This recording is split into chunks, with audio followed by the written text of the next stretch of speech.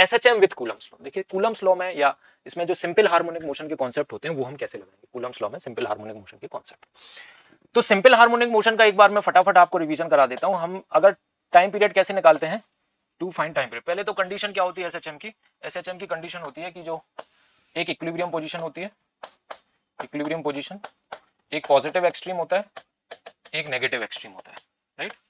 और equilibrium position पे net force zero होता है। इक्विलिब्रियम पोजीशन से कहीं पर भी पार्टिकल हो तो एक्सेलरेशन को हम माइनस ओमेगा स्क्वायर एक्स लिख सकते हैं, फोर्स को हम minus M omega square X लिख सकते हैं।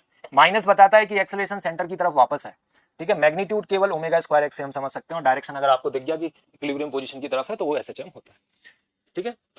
वेलोसिटी वगैरह के फॉर्मूले भी में omega under root A square minus X square, ये जो फॉर्मूले हैं वो आपको आने चाहिए। X equal to A sine omega T plus delta, okay. Time period is equal to 2 pi by omega, omega equal to 2 pi F.